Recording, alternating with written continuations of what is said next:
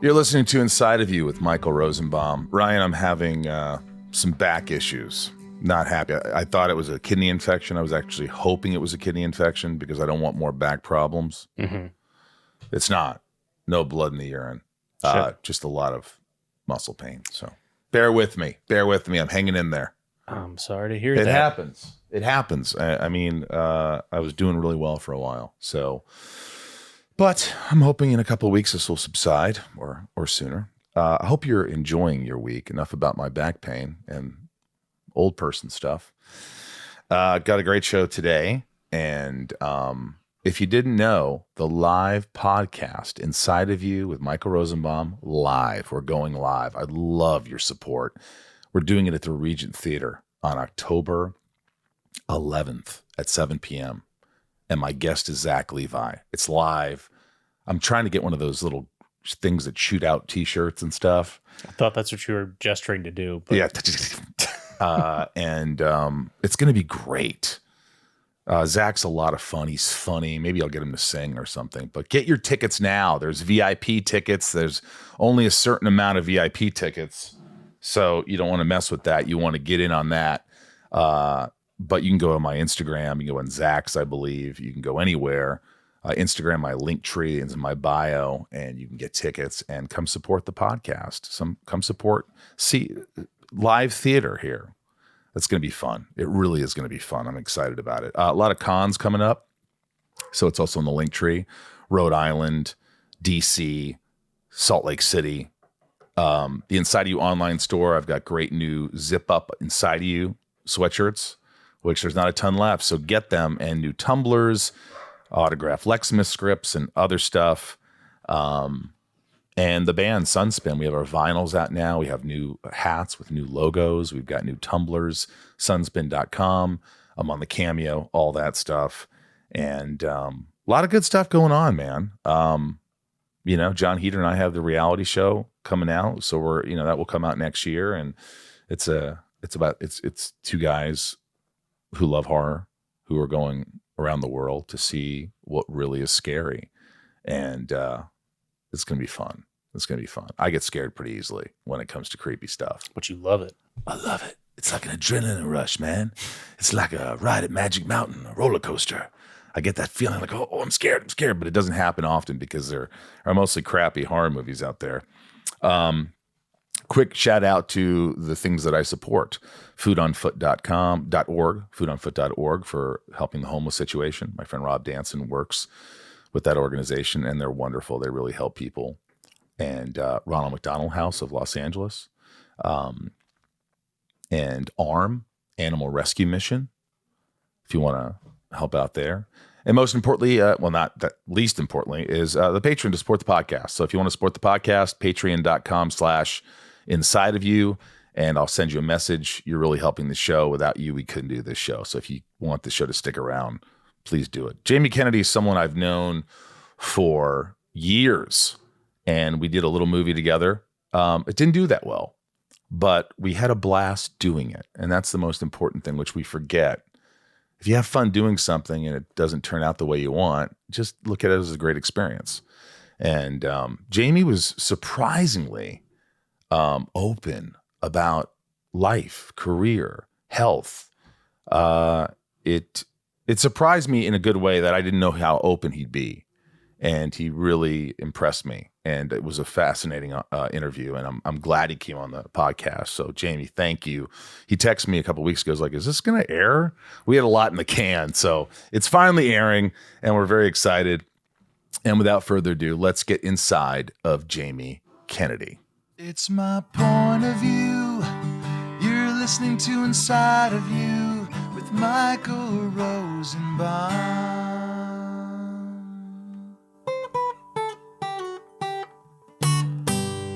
Inside of You with Michael Rosenbaum was not recorded in front of a live studio audience. Hey folks, wanted to highlight something important before today's episode. In case you weren't aware, myself and many of the guests are on strike alongside SAG-AFTRA and WGA. Today's episode and any we air before the strike ends were recorded before it began. So this is just a heads up in relation to some for the topics we may discuss. If you want more info on the strike, Visit sagafterstrike.org. Now let's get into it. How long have I known you? Bro, I'm going to say 25 years I think we met. You want to know where we met? Is it going to embarrass me?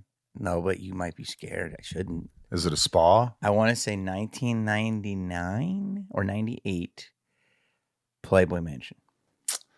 Playboy Mansion. And it was you. Tom Arnold. And Tara Reid. You know why? And you were, and Go ahead. And I just remember we were getting on the bus to go back. Because they take you in a bus up to the mansion. Yeah. Because you can't drive your cars up there unless you're really big time. And it was like one of the weird parties. It was my first party there. There's only 2 good parties, which is Midsummer's and Halloween. Yeah. And this was like a sponsored, like Geico or something. It was like a Sunday afternoon swim. And it was like we were done at 4 and you're like, all right, like where's the after party? Like you were a gung-ho for 4 more parties. I mean, how old was I? You were like 20 and I was like 22 and I was like, let's go. I don't know if we found Wow. I remember because it was right. on the shuttle. A lot of good relationships are made on that shuttle. There were. It was always the fun, just kind of letting go and laughing and Yeah. yeah. Oh yeah. So I was with Terry. We had just done Urban Legend and it hadn't come out yet. Yep. And you, Because you were like, you're the Scream guy. I got a movie coming out. Urban Legend. I'm an Urban Legend guy. So you're the guy who is the original and I'm like the third rate guy. I would never call you third rate, Michael. Well, you know, Beautiful. did it sort of not upset you? But I'm sure like you're watching, you got all the success and Scream and all that stuff, and then all these spin-offs start happening. You're like, fucking rip-offs. Were you like that, or you're like you didn't care? I mean, I was so young, so I was like, it happens. But I mean, you definitely are like, that's kind of like our movie, or that's kind of like our movie. But at that time, everything was coming out. Yeah. Jeepers Creepers, I Know What You Did. So many different. Yeah, ones. that was. But we all got to work in them. Yeah, so I've known you. So you're saying I've known you for 25 years? We met then, and then we really didn't get to know each other until the WB days, and then we started doing the upfronts and hanging out. Then I remember we went to the Golden Globes together. We had a good time. Met Morgan Freeman. Yes. Jamie Kennedy. That's good, dude. I like the experiment. How often do you do that? I never do it. No, really? I never do more. I don't think I do a good Morgan Dude, Freeman. that was good. The only way I get into is like, I remember the first day I met Andy. Yeah, damn, dude. Is that good? That's good. You never do that on the show? Never do it on the show. Dude, do I? Have I ever done that? Good. I don't think it's because it's not one of my things, but I know you do a lot of impressions. I do. I can't. I mean, I'm not. That's how you kind of like, you were that guy in the beginning when you were growing up and you were always doing impressions. Are they sort of dated now is what you think? Well, no, dude. I think a good impressionist is the holy grail to me. I think it's so hard to do impressions. So if you do them well, it shows such a range of talent. And I think, wow. Yeah, but I don't know if people realize, I don't know if they value them as much as I do. Because to me, impressions are everything. But I didn't know that. I didn't know. I thought they were just like, oh, I have a good ear and I kind of mimic voice. I didn't think it was a talent. It's a super talent. Dude, off the cuff, you just did Morgan Freeman. I'm going to say that was 90% similar rate. Really? Do it again. Say, you've been next. You've been next. Is that really good? It's pretty good, dude. I think my good ones are like Dangerfield and stuff like that. Let's hear it. You got to close your eyes. Hey, I'll tell you what, we got Jamie Kennedy here. Jamie, my wife told me to take out the trash. I said, hey, you cooked it, you take it out. All right. How are you? Bro, 2 for 2. So I'm talented. Very talented. I always said that about you. You're an undervalued talent. Really? Yes. You know what? I kind of feel that way. I mean, in a way, like I'm like, hey, I could do a lot of stuff and I don't get the opportunities to do the stuff that I think I could do. Bro, you're a great conversationalist. You can do many impressions. You can do characters. You're never fake on film. Thanks. I mean, sometimes I could be fake. No, you're always in the moment. Really? Even when we're doing Kickin' It Old School. That's right. It was a fun movie, but you were always in the moment. Like it was real. Yeah. Even though it was a comedy, and that's what makes it funnier. as you know, play comedy real. And I remember you would always throw shit at me. You'd be like, All the time. Rosie, try this, do this, do it. No, do it like, oh yeah, it's funny.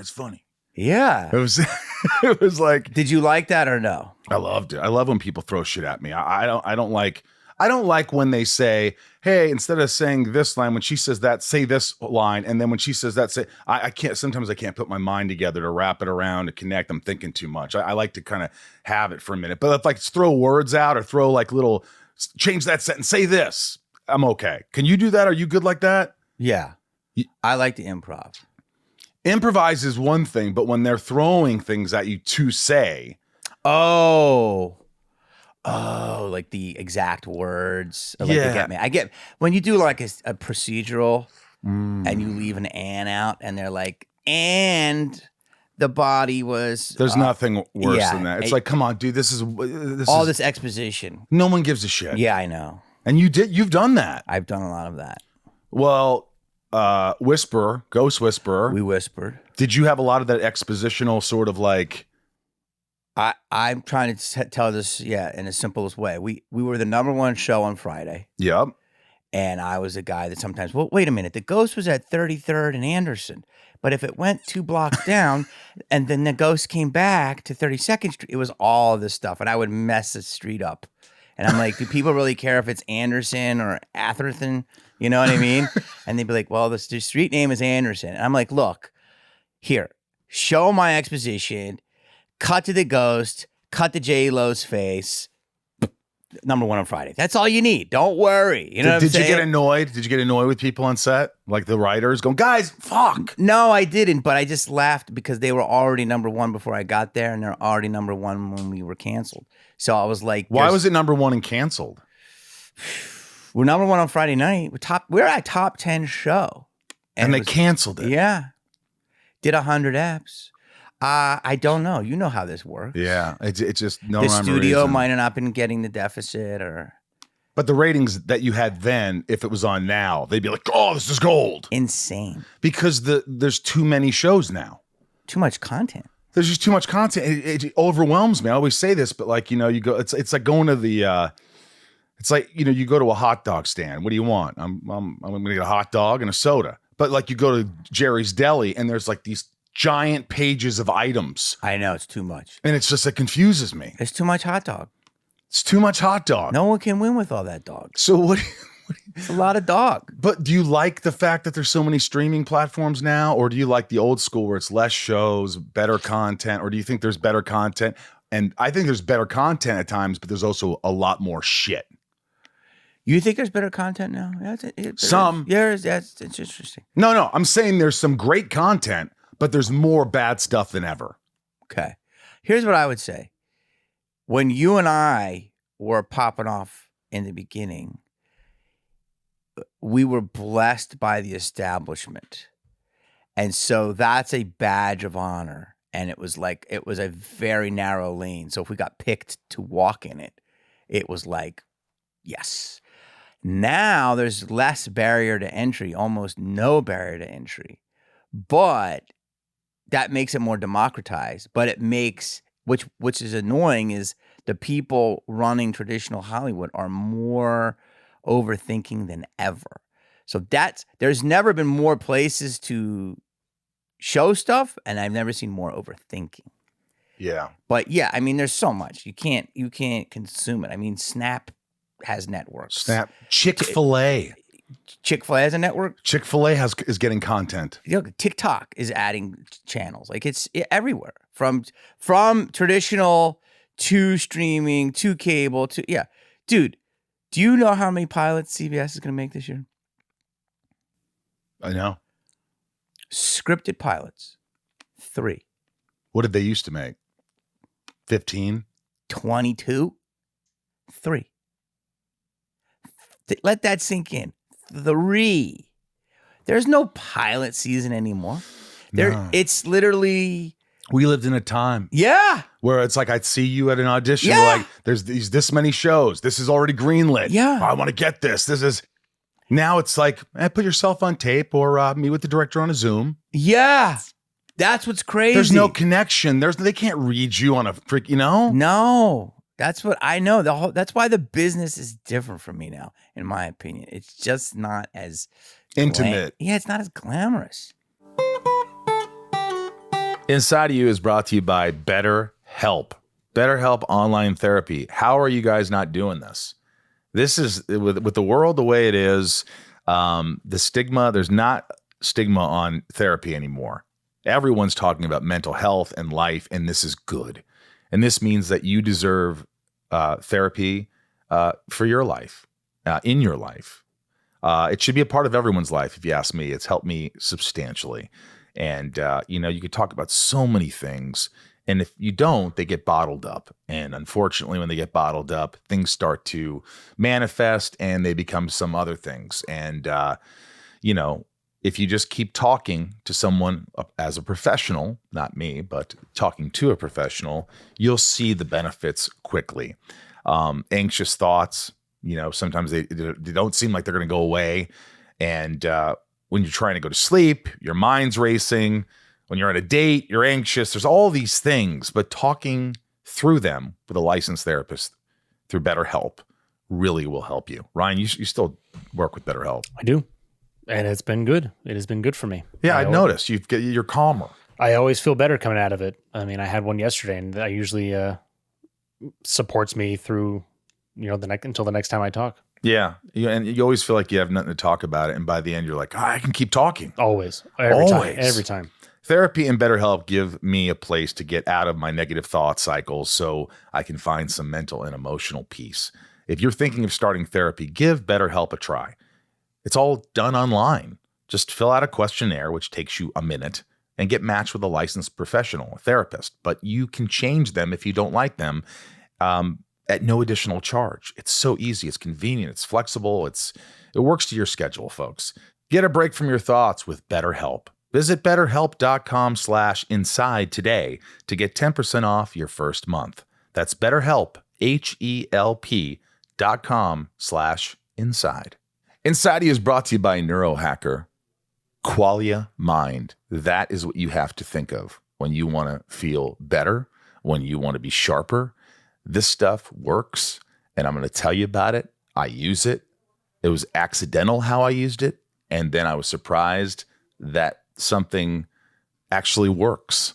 You take supplements, you do things, and you're like, does this really work? And there's no scientific facts and all this stuff, but I could tell you, I feel it, and I know it works. Neurohacker has a special deal. Receive $100 off your first bottle, just $1.95 a day, way less than a basic cup of coffee, with way more benefits. Try it for 100 days. If you aren't 100% satisfied, we offer a 100% money back guarantee. Our sponsor, Neurohacker, combines 28 of some of the most research-backed nootropic ingredients on Earth into an ultimate brain fuel formula, Qualia Mind. It's been changing people's lives for years now. The formula is non-GMO, vegan, gluten-free, and the ingredients are meant to complement one another, factoring in each ingredient's effect on supporting mental clarity. You know what I love is usually when a product's good, they give you a 100-day money-back guarantee, and this is exactly what they do. So you have nothing to fear. So if you use this product and you're like, Rosenbaum was wrong, you just get your money back. That's how easy it is. But I'm telling you, you're not going to want that. 100-day money-back guarantee. You have almost 3 months to try Neurohacker's Qualia Mind at no financial risk. Decide for yourself. And I've taken drugs in the past to help me with focus and help me with memory and help me with clarity and just give me an overall energized feeling. And this is such a better product than all these other guys. That's why they're a sponsor. Ryan, yeah. Do you have brain fog, memory lapses at all? Yeah. Okay. Well, just are you sluggish when you think about things sometimes? Sometimes. Sure. Okay. I want you to try Qualia Mind. I don't know why you're not trying it. I want you to start trying this. Okay. I have extra. Okay. I'm honestly going to give you this, and you're going to tell me how you feel. Okay. You're going to be honest. And I'm going to come to you with like a chalkboard full of equations, right? Is that how it works? Yeah. Look, this is an all-vegan formula with potent bioavailable ingredients. This company is 100% transparent, no proprietary blends. If you don't have clear thinking in 100 days, they'll give you your money back. Nothing else out there comes close. See what one of the best brain fuel formula on earth can do for your mindset. Go to neurohacker.com/IOU for $100 off. And as a listener of Inside of You, use code IOU at checkout for an extra 15% off your first purchase. That's neurohacker.com/IOU to try Qualia Mind with code IOU to experience life-changing mental performance. These statements have not been evaluated by the Food and Drug Administration. The products and statements are not intended to diagnose, treat, cure, or prevent any disease. Start the sentence with, the other night I'm watching MILF Manor. The reason I did, I had this friend in Indiana, his name's Nate. And Nate is the guy who is a one-word response. If I don't talk to him for months, I go, hello. And I go, Nate, what's going on? Well, not a whole lot. I go, cool, man. How's the family? Fine. Cool. How's mom? Not bad. Cool. Anything cool going on? Nah. So Nate, who's not very talkative, starts going, I go, how was last night? Because I was in Indiana recently. And he goes, I go, what'd you do? He goes, well, couldn't sleep. I go, why not? He goes, I don't know, but I started watching MILF Manor. And I go, okay. And this show, he says, is about these 48 to 60-year-old women, MILFs, with 20-year-old men who like MILFs. But that's not even the best part of it. Get ready for the twister. Okay. I love that they're filming that. When they reveal the kids, I say kids because 20s, you're young. They're all the MILF sons. So the sons are having sex with different MILFs as the MILFs having their sons around. It's a train wreck, and I had to watch it just because I was like, I have to.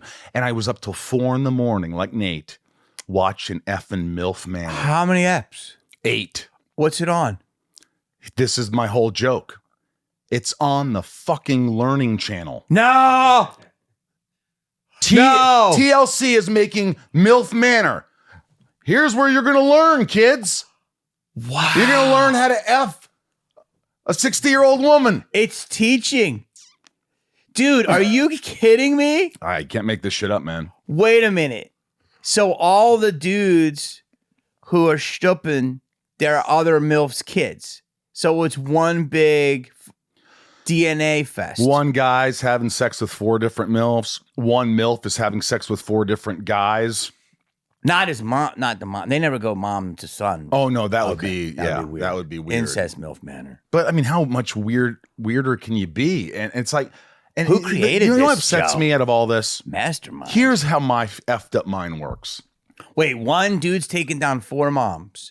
At least 3. Really? Yeah, and one. Sorry if you're listening. I hope you're interested.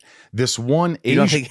This one. So they put these little sticky notes on a bill on a board. I'm right? sure they do have sticky notes. And it says there's quotes. There's like, oh, not quotes, but there's like, I had sex in an elevator with my boyfriend once at a movie theater. I had this. So they're going that night. They all the young kids ask their moms. They guess what their moms put. And their mom, one of the moms goes, you were the elevator? And she goes, no. And he goes, well, what were you? I had sex with your best friend. And the kid almost starts crying. It's real. And it's just, she starts crying because she didn't realize how upset he'd be somehow. It's a train wreck. The mom told the son that she effed her friend and he got upset. Friend. Oh, God. Could you imagine your mom banging your best friend? And your friend. Yeah, dude, that's going to ruin their friendship. How could you do that to me? Both of you. Whoa. You sluts. Anyway, enough about MILF Manor. But yes, the whole industry is like, and by the way, this is why it's messed up. In my crazy mind, I'm thinking, I would have come up with that and they wouldn't have bought it. Yeah, that's true. That's ridiculous. Why would we do that? But some asshole pitched it, sold a show. MILF Manor's making hundreds of dollars. Yeah. That's true. How many shows do you think you've pitched since you started? I mean, I've had 2 shows that I produced and starred in, and I had another 6 pilots. or variants of series that I got on air. 6 that you were part of, either wrote, produced, or acted in? Yeah. No, it was 8, but 6 I wasn't on camera. So let's say 8. That's ridiculous. Out of how many? Well, like some went 30 eps, some went 6, some went pilot. But what about the ones that didn't get made or bought? Out of shows, I've probably pitched. I would say it's not as many as you think, but it's one show, a lot of pitches. I pitched one show, 23 networks, and everyone laughed and they never bought it. So at least 100 different ideas I've taken around multiple times. And you've had 8 that. Yeah, about 8%. It's not terrible. That's really good. Yeah, but I never got past the 60. Like I had one more season for syndication. Do you know what I'm saying? Like my show would have been one more season syndication, and then boom. Jamie Kennedy Experiment. Yeah. Why was it I know it was canceled after 2 seasons, but it was the highest rated show. Why did they just let it go so quickly? I'll tell you exactly why. So we got the show, we were making the show. The show is like, when things in Hollywood are made good, I believe they're made kind of on a fluke, right? So the show started because Jordan, who is a great guy, love him, gave us very big breaks. Jordan Levin, he was running the network, and he was cool. He was like us. He was like a young guy. You're right. He loved to go to Morton's. He loved to drink wine. Always smiling. He's always happy. He knew pop music. He was fun. He was in, and Suzanne Daniels also, young and exciting. And the WB was this new place where I've never seen programming for younger people, let alone a whole network dedicated to it. Right? That was like young YA. Yeah. And it was Sarah Michelle was like, the poster child. Yes. So he was a big fan of comedy, and he says, I want you to do a tape for the salespeople. And he says, I want you to go and do a prank on them, and you're going to play a big guy. You're going to play the network's nephew who's got ideas for products. And they're going to film it. And they filmed it. And I was in there pitching like Coca-Cola salesperson. I'm like, let's go back to the original formula, bro. He's like, what do you mean? I'm like, a little cocaina. Like people need more energy. Red Bull's killing you. Let's figure this out. Colombian Coke. Like the guy was like, so everything was a new product that I would just give it the Swiffer, like all these different products. Great reactions. Huge thing. Played it at the upfronts as a break in between show and show. So they're showing you Smallville or, Seventh Heaven. They're showing a break. And this show was shown as the break. It killed. It was the perfect thing because it was on the advertiser. So it wasn't sold yet. No, this was just a. It was like a sizzle interstitial to keep people happy as they're showing new shows and keeping the advertisers happy. Were you surprised that it went this well? I knew it went well, and I knew that if it did something, he's a creative guy, so it would have been an idea. It was perfect because we played it at the place where people were buying the stuff, and it was their friends who were getting pranked. It was like 2,000 people in New York killed, and he's like, "We got to do a show." Like that night, he's like, "We got to do a show." Okay, so it takes off, and boom, numbers are great and all that. So yeah, then we do it, takes off, numbers are great. And then second year, we're traveling more, orders the whole season. The third year, get the whole season order, a ton of cities. Corporate sales. What happened was there was a corporate restructuring, and the head of, I want to say, Warner Brothers TV changed. And so Jordan left, and a new guy came in. And axed it. Fat was trimmed. You were one of the few that got to stay, and we got axed. A lot of us got axed. How hard is it for you? How hard was it for you then when something gets canceled compared to how you react now? I'll tell you a couple things. What's crazy is that Comedy Central was dying for the show. This is a good moment for you. Like, it hurts me. 2 places wanted it. ABC Family and Comedy Central. Comedy Central was begging for the show. They said, we're going to pair it with Chappelle. the studio or somebody in ownership goes, we're not going to sell it to you unless you take all episodes produced. And they did because they were planning on doing more seasons. And they said, no, we're just going to buy what we want now. And he goes, you have to take all future episodes. And they said, no. That deal was killed. And they sold it to ABC Family. ABC Family ran it for 6 weeks and then said, we're changing our mandates. So it was gone in 6 weeks. Comedy Central, meanwhile, Chappelle blows up because of reruns, because of the DVDs. Would have got that second window, I believe. So when it was canceled, though, I was doing a lot. I was doing movies. I was doing stuff. So I was like, okay, it was a good run, an amazing springboard. I'll look at my next thing. But when it went down, I had a few other things go down, and then I was definitely bummed. Would I be as bummed as I would not be nearly as bummed now, but then I was pretty damn bummed. Like, do you remember the feeling of like, just waking up every day was hard? Are you that kind of guy who gets depressed? Like, I deal with depression. I deal with anxiety where you sort of like can't get out of bed. I'm a failure. Is that where your mind goes? I remember I had a series of a few things bomb. And I remember I was having parties at my house a lot. It was me and my buddy Stu. Okay. Yeah. So Stu would come over and he would bring people and we would hang out. I remember drinking like wine and I remember eating I remember just not giving a shit. So I was definitely self-destructive. I wasn't like, I was like, let's get back on the horse. But I was like, I needed to vegetate. So I was I was doing whatever I wanted to do. And I wasn't destructing myself, but I wasn't exactly being proactive. And I did that for about 8 months. 8 months. Of just, but like going and gorging on sushi, coming back, going to a club, hanging out all night. A lot of 6 a.m. Filling the void. Yeah, a lot of 6 a.m.ers. Do you know what I'm saying? Right. We've all been there. Inside of You is brought to you by Rocket Money. How have everyone, is that the right? Mm-hmm. How hasn't everyone taken this app and used it in their life? Mm-hmm. Rocket Money just saves you money. I don't know what else to say.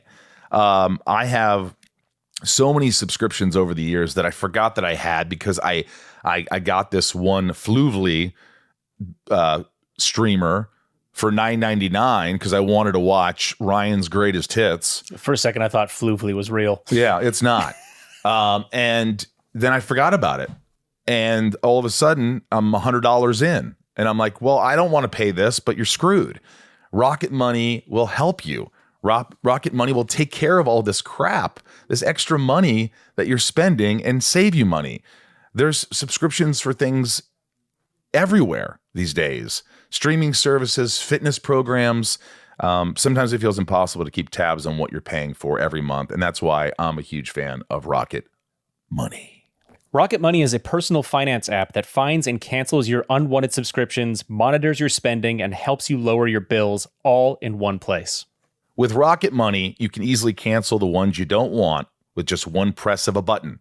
No more long hold times or annoying emails with customer service. Rocket Money does all the work for you, and that is so true. I don't know how many times I've tried to call and I couldn't get the 1-800 number. It wasn't a 1-800 number. And then I'm like, I want to cancel this, and you don't know if they cancel it, and you're like, am I going to still be charged? It's stressful, Ryan. Rocket Money can even negotiate to lower your bills for you. No. By up to 20%. Can you believe that? Wow. All you have to do is take a picture of your bill, and Rocket Money takes care of the rest. Yeah, Rocket Money also lets you monitor all your expenses in one place, recommends custom budgets based on your past spending, and they'll even send you notification when you've reached your spending limits. With over 3 million users and counting, Rocket Money customers have saved an average of $720 a year. Stop wasting money on things you don't use. Cancel your unwanted subscriptions. Manage your money the easy way by going to rocketmoney.com/inside. That's rocketmoney.com/inside. rocketmoney.com/inside. This message is sponsored by Discover. Did you know you could reduce the number of unwanted calls and emails with online privacy protection? the latest innovation from Discover. Discover will help regularly remove your personal info, like your name and address, from 10 popular people search websites that could sell your data. And they'll do it for free. Activate in the Discover app. See terms and learn more at discover.com/online privacy protection. Yeah, and it's people don't realize how depressed you can get. Like, I'm always about going to the next thing, but people don't realize that you give your soul to something. Passion. When it is stopped, it is like you're getting cut off. It's like instant. That's like why reviews can be so brutal. You work a year and a half on something, and people just lacerate it with the swipe of a pen. And sometimes they do it because for some reason they don't like you. Yeah. Oh, big time. Or they're trying to get clicks, or they're trying to be funny. It's like, I always tell it, man, you can't really judge a man until you walk in his shoes. And it's like, our business is incredible. We are so fortunate. Yes. But what did we do to get there? What have we given up? What have we, we are laser-like focused. I didn't have normal relationships. I don't have normal friendships. Like, I don't have hobbies. I don't have like dinner nights. You know what I mean? This is what you do. This is, there's like, what do you like to do for fun? There is no fun. My life is my fun. Like, when I'm on set, it's the funnest thing ever. But like, to get there is a fucking marathon. And people don't realize that. They're like, oh, you know what I'm saying? So we are animals, and we cannot stop until we keep going. And even Robin Williams, brilliant. He's like 80% of our job is getting the job. And that's Robin Williams. Yeah. I mean, some people, like, in the industry, a lot of people will, do things for fame. I just want to be famous. And then people do it because they just love doing it. I know guys like yourself. I don't care what I'm doing. I want to work. I want to be on a show. I want to be acting. I want to just I'll keep doing it. And that's what they love. And I feel like it is so much a part of them that that's all they've known.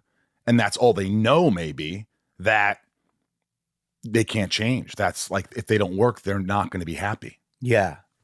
I've definitely, through COVID, now have had an adjustment, and through our business, which has changed drastically, I believe, in the last 6 years. But now like, for instance, I have a show I'm going out with another guy who's very known, because it used to be just, we pitch an idea, like, and you would just talk at lunch and be like, okay, write it up and blah, blah, blah. That's Yeah. You know how gone those are.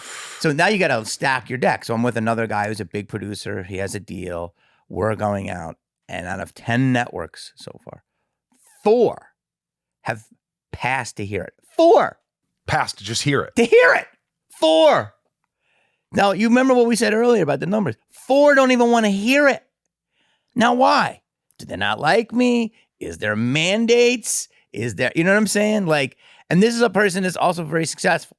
So it's wild. Like, that is, and that's just like, It's hurtful. Well, no, it's just like, if I can't even get to the table when I've already eaten and fucking done everything, like, well, I mean, I'm not invited anymore? Yeah, no, it's like, and for what? I'm fighting for a 2 market share? Like, to get through all these hoops for less of a viewership, I'd rather just go on TikTok. You know, yeah. But also, like, why? To me, it's like, hey, he's had a lot of success. He's done some successful things. Let's just hear him out. It's 20 minutes. Well, because people are now, there's a lot. Listen, how can I say this? Say it. There's a lot of different mandates now. And so sometimes where you and there's certain things that people just don't want to see me for because of who I am. Do you know what I'm saying? And I think that's okay. But it's like, it's not the best man win as much as it used to be. Do you agree with that? Absolutely. I think that, like, if you have a great idea, I don't give a shit who did it.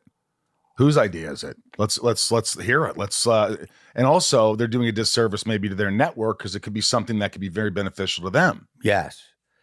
So it's changed a lot, and it's just like, so I mean, it's just the ratings aren't the same,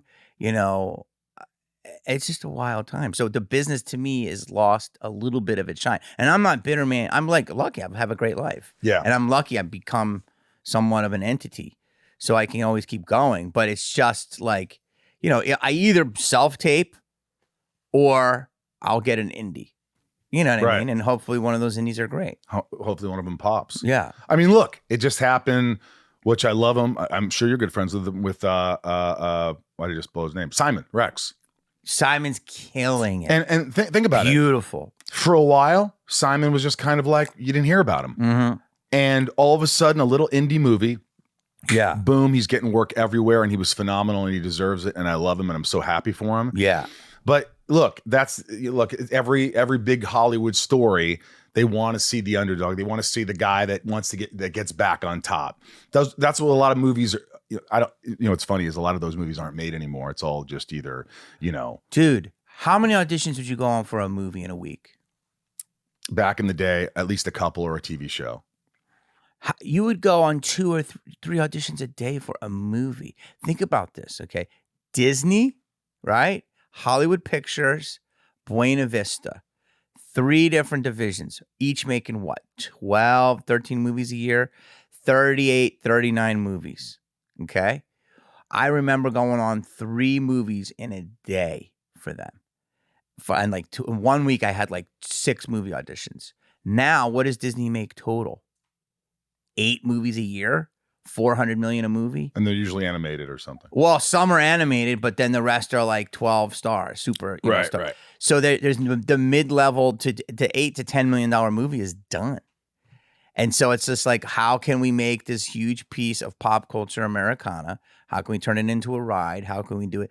Like, where are the urban legends? Those are going to streaming. Where are the Screams? Would Scream be made? The original idea, I see, I have to really search because I don't use Rotten Tomatoes as a gauge anymore because it's absolute bullshit. Yeah. Because everybody who knows movies or anything about movies, next time you look at a movie and it says 95%, watch that movie and also look at the audience score, which is usually significantly lower. Look at the audience score, not Rotten Tomatoes.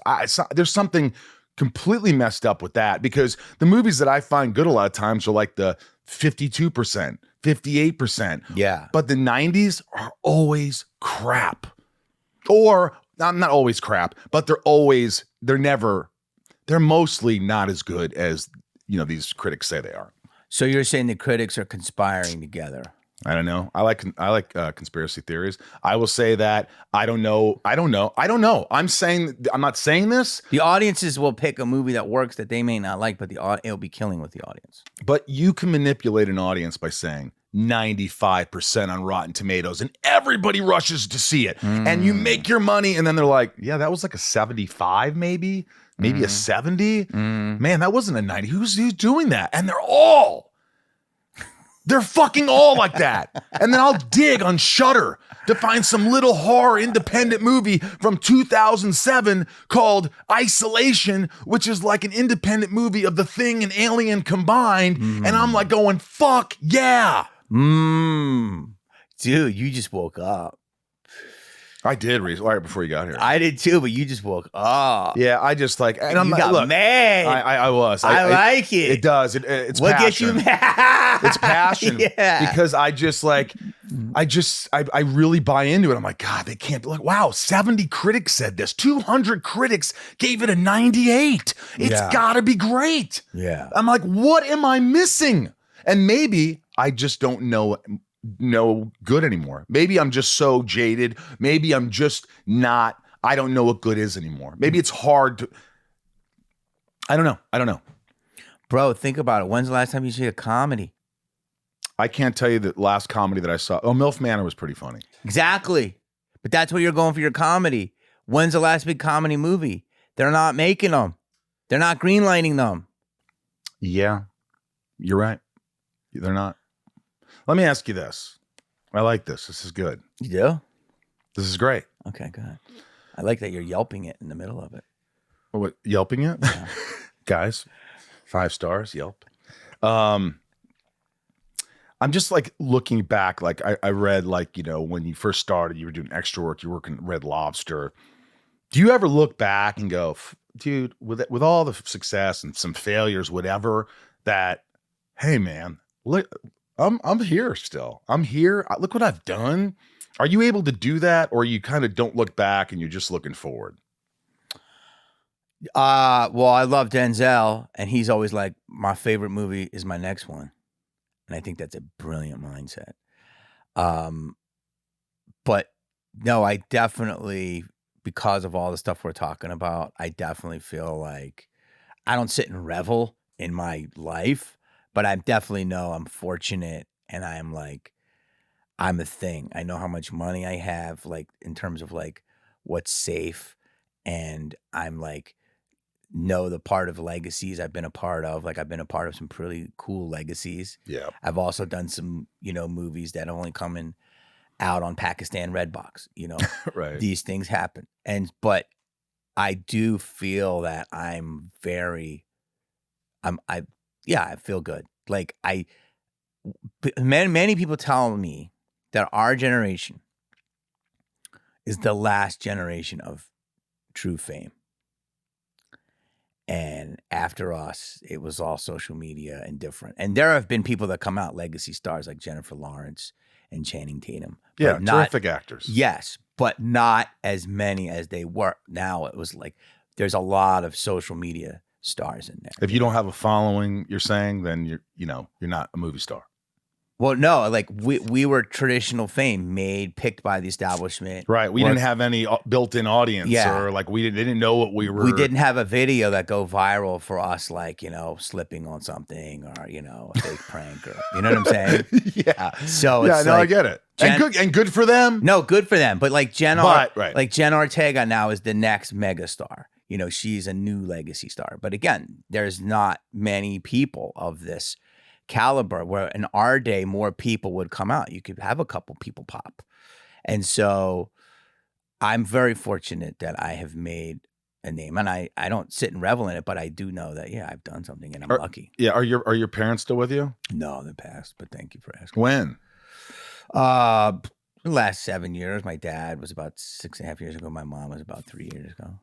I'm sorry. That's okay. How hard was that? It was my dad was easier because he was going down, and then my mom was also going down. And they lived to almost 90, so I was a late. But it doesn't make it easier. No, but I have some, some issues with my mom's death, but I've processed it a lot. And issues like how?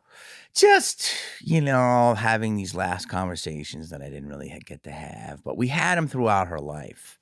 Right. But, I was there so much. And I tried to time it. My sisters tried to time it, and then she just went in her sleep, which I guess is a good thing. But I was there. I was with my dad. My whole family was holding my dad's hands, looking in his eyes as he died. That's like insane. But it's like literally picture perfect Charles Dickens death. Like it was like, so people are like, dude, you understand how rare that is. And my mom, I wasn't there. So, but again, I was so spoiled, if I could say that, with my father's death, that I felt like my mother's death. I felt like, oh, I wish I was there. Yeah. But, I'd gone back and forth so many times, and I canceled stuff. And then I was like, I got to keep my life going. So I tried to schedule it. And so, well, you know that they were proud of you, right? I hope so. I really hope so. Did they tell you? Did they say, I love you, Jamie? I'm proud of you? They did during as my career was going, and there were moments, but I didn't have that end of life conversation with my mom, which I'm kind of bummed about. But we had it throughout her life. Yeah. But my sisters will all say, look at all the stuff they said about you and blah, blah, blah. But, you question yourself. I think, let me ask you this. This is selfish. Go for it. I don't know how to articulate it. Take your time. But we've covered a lot of things. But when your parents are dying, or even before they're dying, were you almost like saying, I'll be okay. I'm prepared. I'm like, I feel like, and it's weird. Like, I feel like I'm going to be fine. I'll know how to deal with it. I don't want it to happen. And then it hits and it's completely different. Or were you sort of like, what was the juxtaposition? What was the feeling before and the feeling after? Could you prepare yourself for it? Do you have both your parents? I do. Okay, that's beautiful. It is, but there's a lot of history. there's a lot of things that will never be talked about, and they just won't be. Okay. And but I have forgiven, and I think I'm fine with it. But my uncle, who's a psychologist, retired, so whatever. But he said to me, he goes, I said something, about my mom, and he goes, because death got brought up. She goes, you might want to, you should definitely see a therapist and talk to your therapist about this. And I go, but what? I just don't know how well you're going to do when your mom passes. And I go, what are you saying? I mean, it's like, because he knows the history and knows all these things. And I'm like, since you know all this, why are you saying that? But he thinks it's going to affect me differently than I think, which kind of scares me. So I'm not exactly sure what to do, but, because there's a lot of resentment in my family. There's a lot, but I've also, again, let it go as much as I can. A lot of therapy, a lot of that stuff. But there comes a time when it happens and you're like, and she always said this, and this was manipulative. She said, you only have one mother. And as a kid, you think about that. You only have one mother. You only have one mother, no matter how good, how bad, how complicated, how whatever you do. And it's unfair to be told that, to think that. So I guess for me, I'm just, if there was sort of a before feeling and an after feeling and what that was, if that makes sense. Yes. My father was a huge smoker. So he told us. How many packs a day? 2.5, 3. I'm talking Viceroys, bro. For years. Decades. He started when he was 13. He died when he was 86. Bro, deep in the game. Like he would probably live to 180 if he didn't smoke. So at like 83, he said, I got a little cancer. He called me one day and he said, him and my mom called and he's like, I got a little thing on my lung. And I said, what are you going to do? And he goes, nothing. And I'm like, why? And he's like, I don't want to go through that. So that was the hardest time, processing that you're going to lose a parent. Again, I had him for 43 years up until that point. And I was the youngest of 6 kids, and they were already older parents. So I was already understood that I had older parents, not like other kids. So that started the clock. We got him a lot of different therapies and natural stuff, and he did them, but he didn't care. He was done living before we were done letting him live. And that's what I learned is you got to let people live their own life. It's like we were trying our hardest to save him, and he was like, people have to want to be saved. Yeah. And he had lived, and my dad was a beautiful soul, complicated figure, but he slowly went. And I had an amazing doctor for him because I was doing a show called Heartbeat on NBC. So it was based on this amazing female cardiologist. And so she hooked me up with the best doctors in the world. And so I'd have them come in. But he slowly went. So after I got through that first shock of him telling me that, the day was going to come, it became a love, beautiful fest. I had a gig. I ran back because my sister's like, it's not good. Made it back. And he didn't go that day, but he went a week later. So like I said, the death was beautiful. So you're saying you were like I did with my grandfather, you were mourning him as he was slowly going. Yes, letting him know. And dude, to be quite frankly, I was talking to him, trying to be deep, and he was like, can you give me my coffee? Like you're like, yeah, like, hey, Dad, I love you. Okay, great. Can you take me to the toilet? Like people are just trying to survive, which made me feel better. You know what I'm saying? Yeah. So I enjoyed him. My other boy, his dad was dying at the same time. He kind of died similar. So I enjoyed it. My mom. Wait, what did you just say? My other buddy, his father was dying at the same time. And so we were both kind of going together, through it. right? So when he died, it was sad, but it was a celebration. But I felt bad for my mother. Yeah. Because my mother lost her hip. This was her hip. 58, maybe I think 60 years, bro. I was able to throw them a huge 50th anniversary party. All my family was in a great event. And I think they did. I think it was either 59 or 60. 60 years, bro. That's unheard of. You and I, we can't be committed for what? 60 seconds? No. It's like different worlds. So his was a beautiful passing. My mother's, we knew she was going to go too, but she kept coming back. And I was filming a CSI episode, and I told them, and they're like, they were so sweet. They rearranged it so I could go back. I go back. She didn't pass. I was doing a stand-up show. I quit, went back, and she just kept, and she lasted for a good 4 more years. Jeez. And so it was incredible. And they say that people will stay alive for you, and we give them that energy. But she literally, at the end of her life, there's not like, she was almost like a head. Like she was just like, hey, can you put that blueberry in my mouth? Like, I mean, I was like, so she all lost functions. So it was almost a relief for her. Like I said, I have some things of like not holding her hand, not looking in her eyes, not saying, Mom, I love you, talk to you on the other side. Those moments. But again, people say that's a perfect ending. But I felt almost a relief for her pain. I know that sounds crazy. She was a month out of that. That's being human. Yeah. And then but how I felt after that, dude, I'll tell you 2 things. I felt like I'm alone.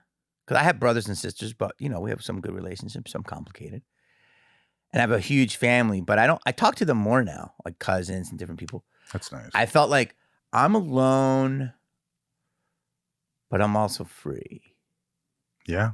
Do you know what I'm saying? I do. I know exactly what you're saying. And I've been my parents' parent since I was about 28 years old. Me too. I've been taking care of them. Well, my mom for me. So it was like, I'm already kind of been my own parent. And like for the first year, I was like, oh, am I gonna, like, no one's giving, I'm always doing my own money. It's like you don't have to worry anymore. No. Like it's almost like as bad as it might sound, it's like them passing is sort of also a relief for them, but also a relief for you. And you can not have to worry and not have to be there all the time and not have to it's emotional and exhausting. And it's like, it's crippling. And there is a quantum entanglement. Like when my mother died, I felt her pull. My mother's a very strong presence, gave me my moral backbone. My father did too, but my mother was like, made me a good boy.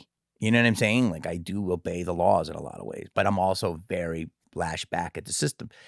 But she gave me morals. My mother would never steal a penny.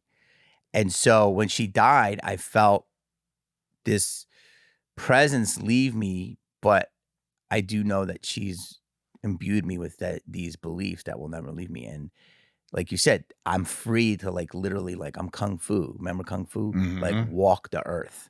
So you feel like you're ready to live. I mean, we live. We live, but I know what you're really, saying. Like let it go and live more. Yeah, like sometimes you don't do things in your life because you're like, what would my mother think? But then part of me is like, yep.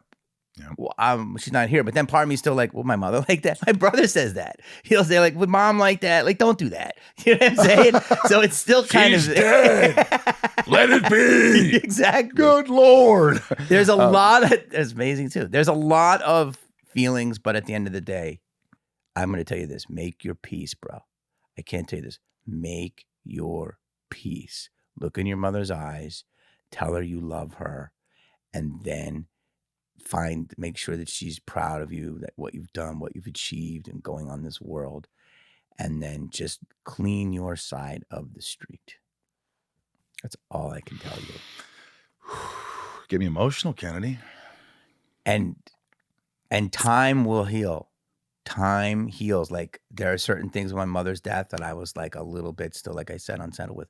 Time has been the great regulator. And time makes the lovers feel like they got something real. But you and me, we got nothing but time. And time won't give me time. You got to pay a royalty, but the brilliance of George Michael. Actually, it's Culture Club. It's Boy George. Michael George. Boy George. See that? That's the 5G. Listen, I love you, and I want you to do that. I will. It wasn't a deterrent. It wasn't me deflecting, but it was. But I'm still. I hear you. You said something about 8 minutes ago. You said, you and I were single. Why are we single? This and that. You're 52. I'll be 51. I have a girlfriend now. How long? A couple years. That's awesome. I know.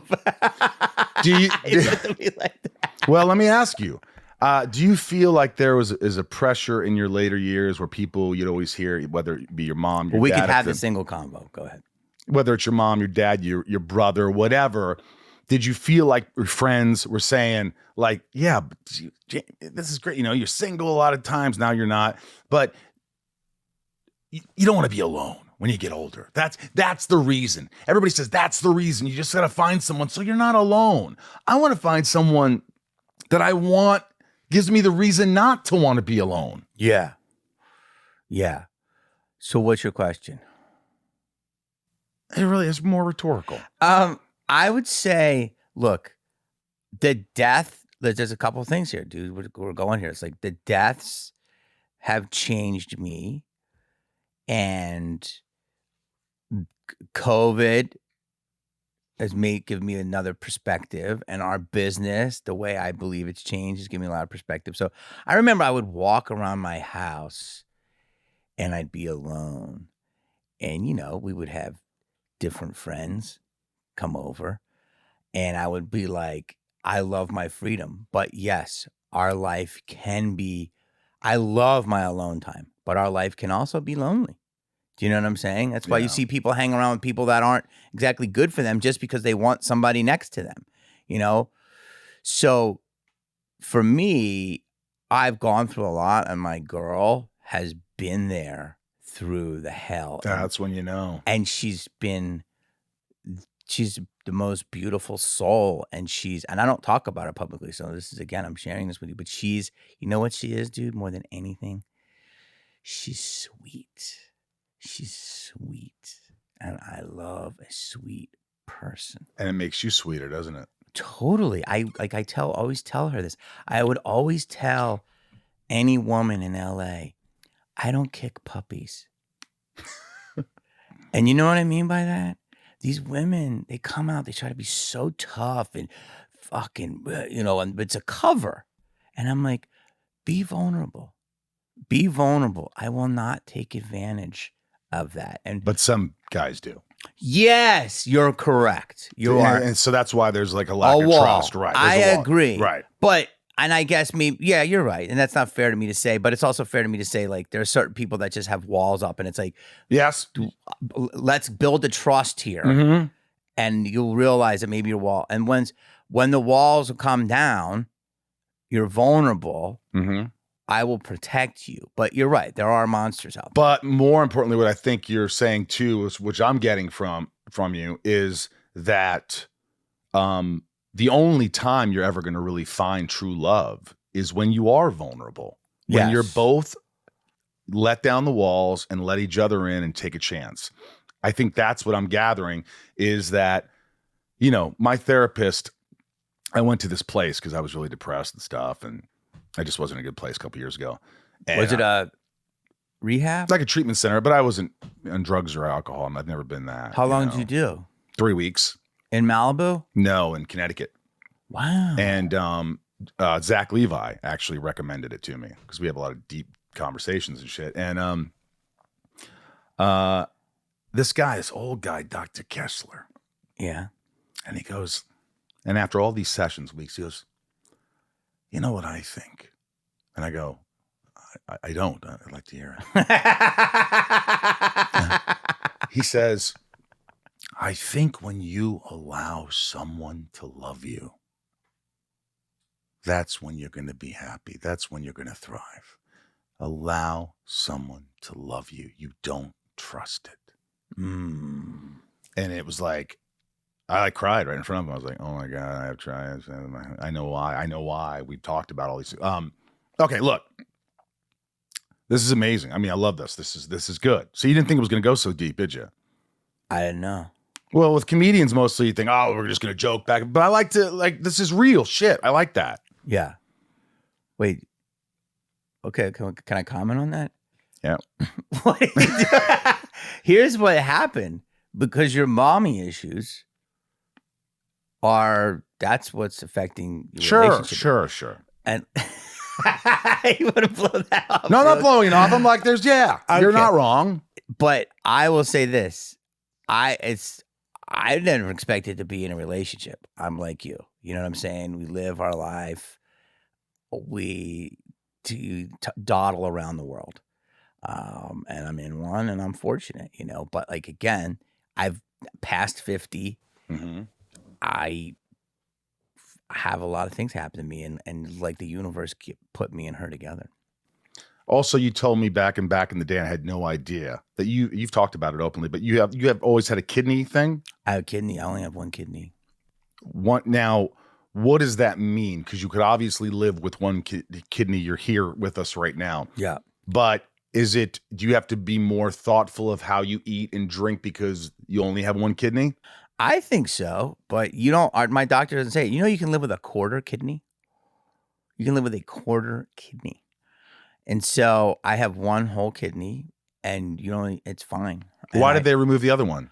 Because there was something happening. It's something called a ureter, and that was twisted up, and through that urine was not escaping. So throughout years, a tiny percentage of urine stayed in my kidney, which basically poisoned it and killed it.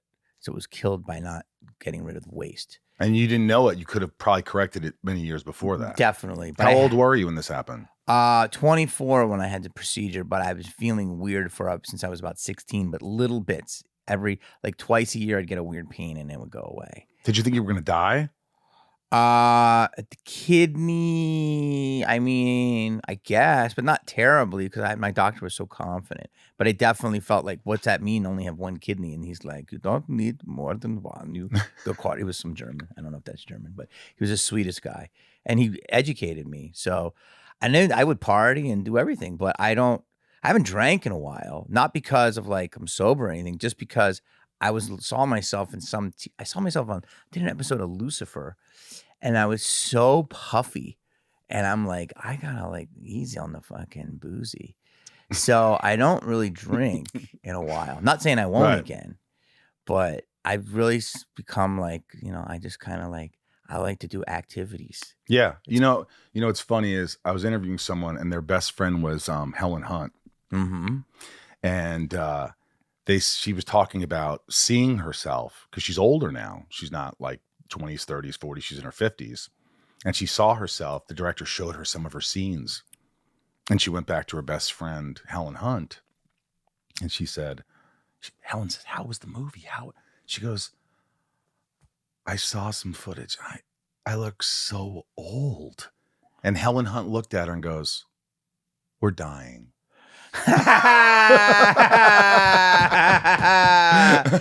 Brilliant. And that puts things into perspective, right? Yeah. We're dying. We're getting old. Yeah, you're going to look older because you're older. Yeah. That's I love that. That really hit me. I was like, wow, that's brilliant. Yeah. I love shit like that. You've talked about it ad nauseum, but I just want to know, because I don't know the story. You auditioned for Wes Craven for the Scream stuff? Yeah. How many times? First time was for Lisa Beach. Mm-hmm. Back in New York? No, it was here, CBS Radford. Ah. And she looked at me the whole time, and she's like, that was really good. And people say that, but you don't know, right? And then she goes, could you come back Thursday to meet the director? And I said, yeah, are you serious? She goes, yeah. And then I left, and I didn't know if it was going to reel or not. And Katie Mason, my agent, called and said, honey, you're going back Thursday. So then I went back, met Wes, very quiet. Yep, I worked with him too, yeah. Did the scenes, and then he was like, that was good. And I was like, does that mean it's good? He's like, that was really good. And so then I was like, boom. Then Did you know all your lines inside out? No. That's what's great, bro. You can look at my audition tape. I'm holding the script. I'm looking down. I'm improvising. Do you remember when directors like Wes, why they're the greatest? Because they play. It wasn't audition. It was play. And he saw. He saw an essence. Dave, when I got Three Kings, David O. Russell made me read for 3 different characters. He goes, go to the bathroom and learn this stuff. Okay. And come back. Nah, I don't like that. Go to the bathroom and learn this one. But you didn't learn it. You kind of just I read. just did it. Then we improvised. We did it essence. It's essences. Now if you miss one line on a fucking self-tape on a Zoom, you're dead to them. It's like, I mean, that's the difference between auteurs and corporate, creative of art. Corporations can't make art. Auteurs do, Wow. TV art is not made by a committee. That is my opinion. So it's made by a singular vision. So I went, I auditioned, and then the crazy shit is that I was filming Romeo and Juliet, and my agent called and says, I have 2 auditions for you next Saturday. I was like 6 weeks down there, and they go, you got to get back here, but they're not flying you back. One was a screen test for a movie, The Pest, and another one was a movie called Scream. And I went in, and I killed at The Pest, and then I went for Scream, and I think I did really good. But my hair was pink. And there was like 8 people in the room, and they were like, and I remember Mariana, she's like, your hair, it's pink. And I go, I know. And she goes, why? And I go, because I'm doing Romeo and Juliet. I'm doing with Leo. Leo, Romeo and Juliet, it's going to be a big Baz. And she's like, okay. And like, I just was like, I'm going to lose this fucking job. I'm like, we could dye it. I'll pay for the dye job. I can dye it. You know what I mean? Like, I'm rapping in 2 weeks. Long story, be 10 podcasts to tell you how I got the job. Right. But it was getting it, losing it, getting it, losing it, getting it, losing it. Wes loved me. The producers loved me. The studio wanted a name. I wasn't a name. Back and forth. And then Wes, God rest his soul, he said, this is my guy. Did you keep in touch with Wes or not really? All the time. He was a father, another father figure, a beautiful soul. I can tell you multiple stories about him. He would have dinner parties. One of the coolest things I remember about this business was he lived up on, yeah, I know. He signed it. Mm-hmm. Beautiful. He lived up on Solar Drive. Big views. Beautiful views. And to get to his little section, you had to drive through like 2 other houses. So it was like this little like, what is that called? Like a cul-de-sac? Yeah. And Pauly Shore lived in the other one. And Pauly, when Scream 2 opened up to #1, it put a huge banner from across the cul-de-sac, house to house, and said, congratulations, Scream 2. Like biggest opening of November in history. Like it was like the biggest opening of November or something. He says, congratulations, you killed it. It was so fucking beautiful. That's awesome. And I'll never forget it. And Wes loved it, and he kept it up there, and these are the stories that you don't hear, right? And because Pauly knows how hard it is to make a movie, let alone a hit movie. And so Wes would have these dinner parties, and he would have different people from like Heather from Night. She's coming on the podcast. Oh, that's amazing. Yeah. He had Angela Bassett from, Vampire in Brooklyn. He would have Robert. He would have different of us from Scream. And his place was like this, where he would have memorabilia from all his different movies. And next to his bed was this little frame of something. And I said, what is that? And he said, that's my hack license. And a hack license is the license to drive a cab in New York City. And it said, Wes Craven, LAC cab, whatever, 1971, 1972. And I said, why do you keep that next to your bed? And he says, because when I get up every morning, I look at it and I say to myself, this is something I never want to go back to. And the fear that he would have to drive a cab again fueled him to make movies. I'm doing that tomorrow. $4 million house, huge legacy. And he still has that to remind him. Dude, not only that, like the fear of that license put the fear in him, and he scared us. He's got 3 different universes at least. Nightmare, Scream, and Hills Have Eyes. 3 different universes that he created independently. Unbelievable. You're coming back. Because you have so many stories. We haven't even. I haven't scratched never the surface. I never even look at this, but it's like there's so many things I want to talk to you about. But look, these are questions rapid fire from my patrons. These are patrons who support the podcast. I love you guys. Go to patreon.com/inside of you. Join Patreon, help the podcast. Leanne, what do you enjoy most about being part of the Scream franchise, and what is your all-time favorite horror movie? Can I guess your favorite horror movie? Yeah. Shining.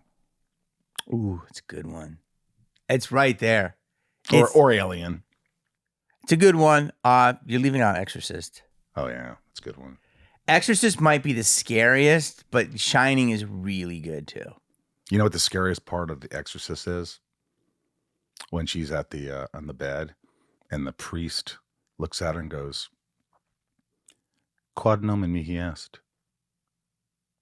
Quod nomen mihi est." And she goes, "Le plume de ma tante." And he goes, and then all of a sudden the dresser, the drawer goes, opens, and he goes, "Do that again. In time. No, do it now. In time."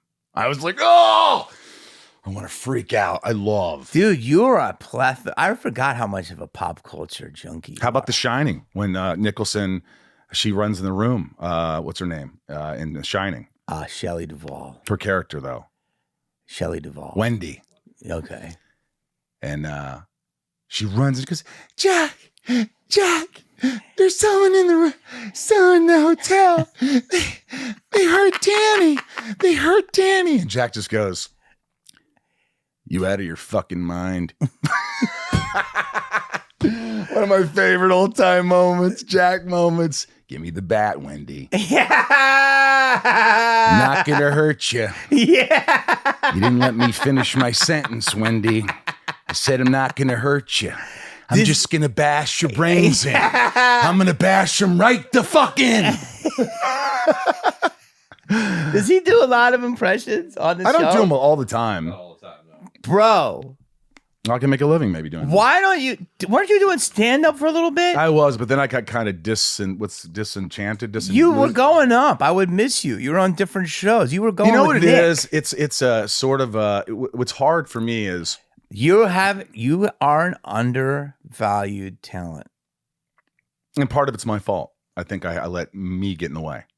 I don't know, bro. I do. Everyone I loves think you. I let me get in the way of a lot of things in life, and that's something I need to get over. But it's a process. The older I get, and the last couple years have just kind of given me the ability to start feeling like I don't need to do something because it makes my agent happy. I don't have to do something because everybody thinks I should.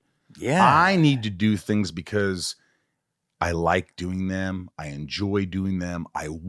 Most importantly, I want to do them. Mm-hmm. You know, and that seems so easy. Mm-hmm. Like most people go, I don't give a fuck what they think. I'll do what I want. You know, it's taking me a little more time. This is Ray H. What project have you worked on that you were the most proud of?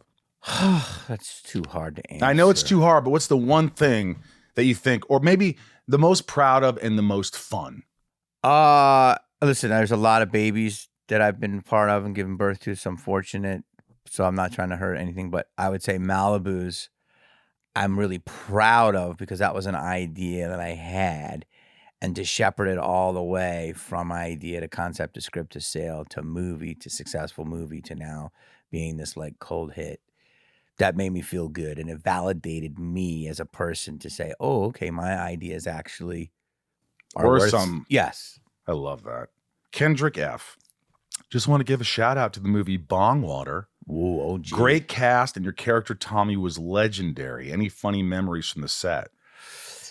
Wow, Bong, that's like 26 years ago. It's a deep cut. I would say it was just an amazing cast. It was Luke Wilson, Jack, Brittany Murphy, God rest her soul, Scotty Kahn. Why am I not on your podcast? Oh, I just started it. I'm going to start having people. What's it called? Hate to break it to you with Jamie Kennedy. Dude.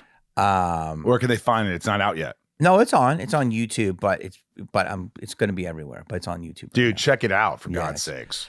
But Funny story. Bong Water was great. I don't know. I can't think. I just remember. You could also watch Thong Water on TLC. It's out now. House of Joel. Love Malibu's Most Wanted. Do you think that type of satire could be done today?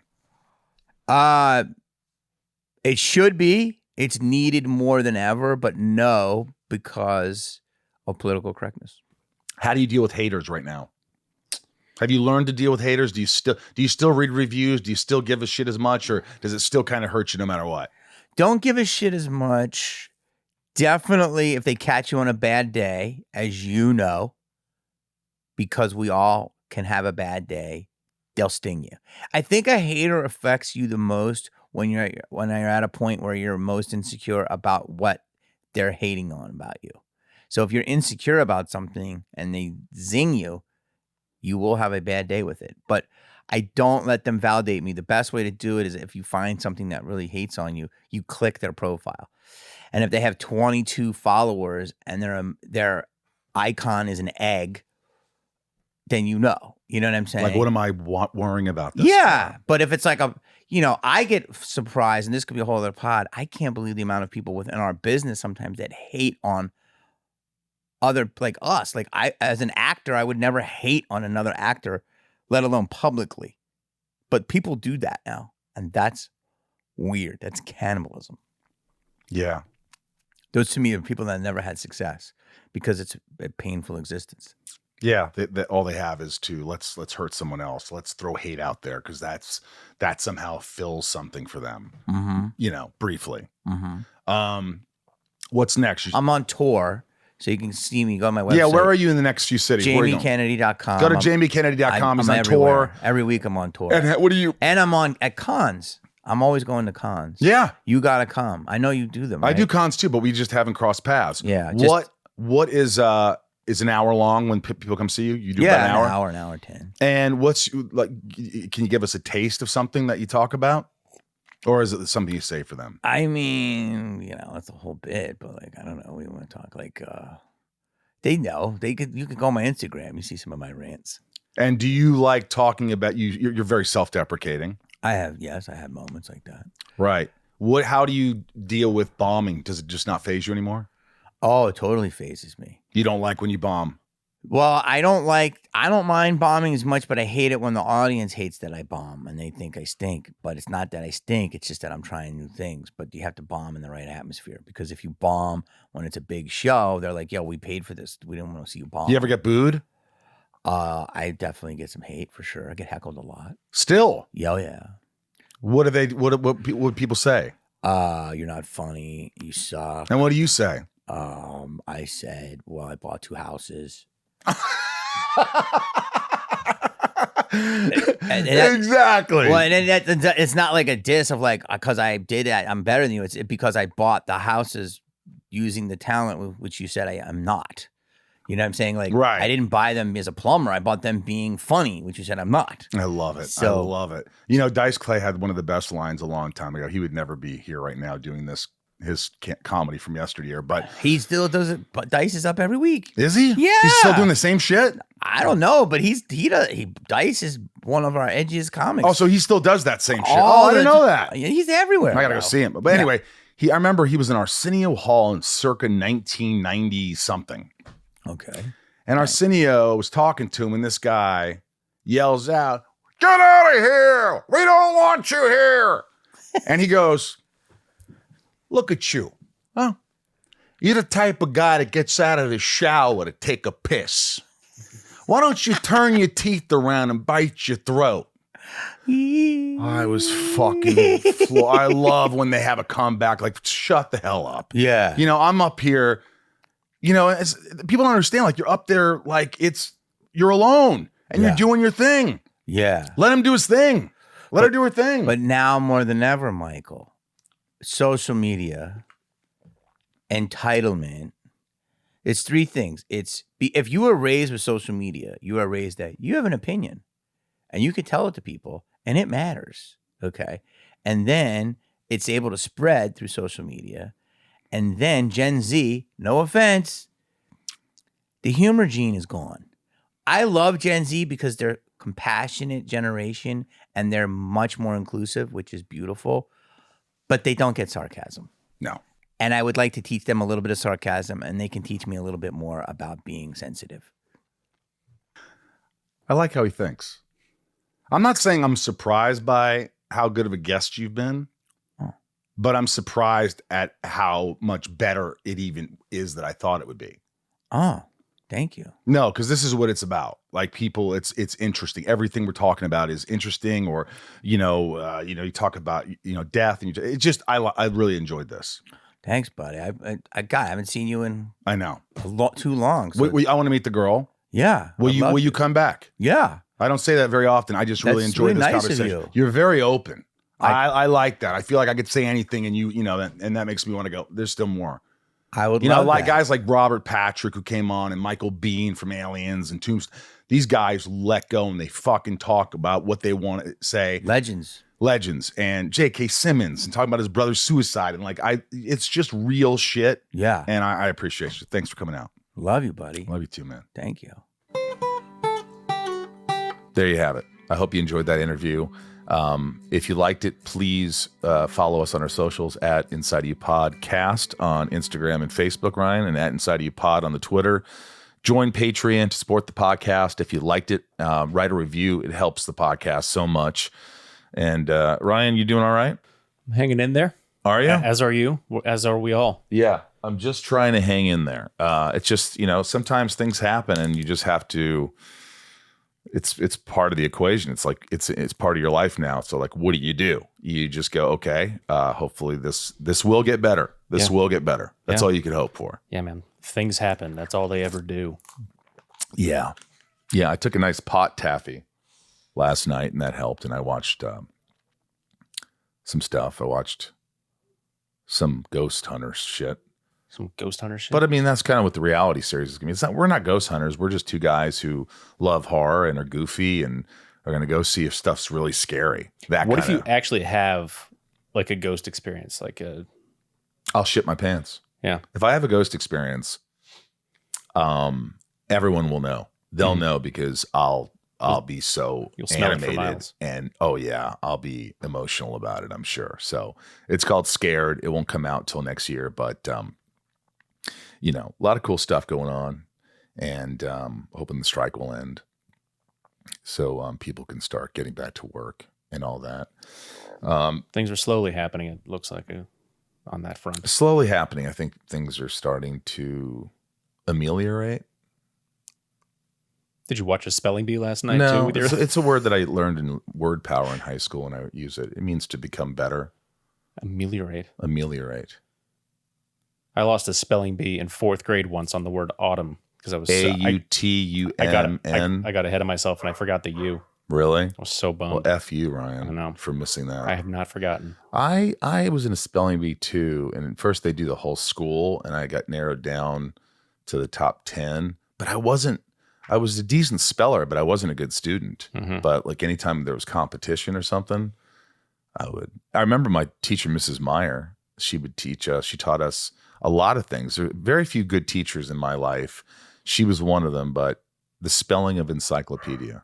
She taught us in song. ENCYCLOPEDIA. She also taught us the linking verbs. Huh. Is, am, are, was, were, be, being, been, has, have, had, do, does, did, shall, will, should, would, may, might, must, can, could. Oh, that's cool. Yeah. And now she's in the soap game. What do you mean? Mrs. Meyer? Oh, Myers soap. Yeah, pretty good. All right, we love you. Thanks for watching the podcast. Right now, it's the top tier patrons who they get boxes from me every couple of months and sign stuff and write little notes, and you get a bunch of cool stuff. So join Patreon, and if you want to be a top tier, that's great. You're really helping the podcast. Patreon.com/inside-you. But let's go to the top tiers. Ryan, I'm going to read them out, and maybe I'll do an impression, and you'll try to see if you could do it. If I can't, I'll just read it. Nancy D. Leah Kristen. Little Lisa Yukiko. That wasn't anything like I said. Jill E. Brian H. Nico B. Robert B. Jason W. Sophie M. Raj C. Joshua D. Jennifer N. Stacy L. Jamal F. Janelle B. Mike E. L. Down Supremo. I'm 99 more. 99 more. I'm going to give a little Wilford Brimley. Diabetes.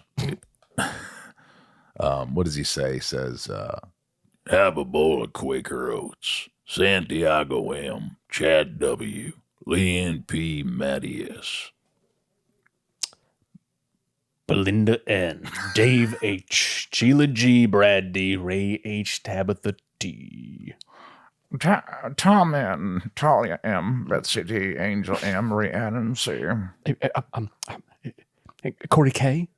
Dave Nixon. Michelle A. Jeremy C. Brandy D. Joey M. Eugene and Leah. You got it at the end. It was I did. I was trying to do a Hugh Grant and it wasn't working because I thought that's what you were doing. Yeah. But I course corrected. You corrected yourself. I course corrected. Corey, Jake B, Angela F, Mel S, Christine S.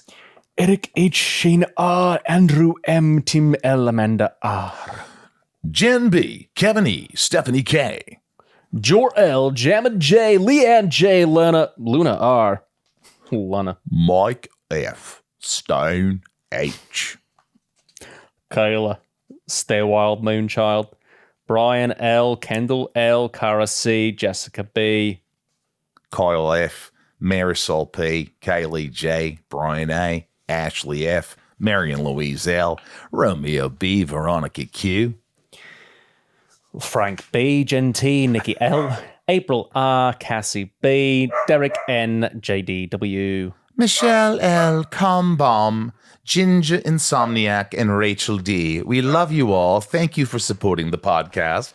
And until next time, I'm Mike Rosenbaum from the Hollywood Hills in Hollywood, California. I'm Ryan Tears doing another voice. Well, yeah, here we are. We love you guys. Thanks for putting up with us, and hopefully you enjoyed the podcast. Until next time, please be good to yourself. My dogs are barking.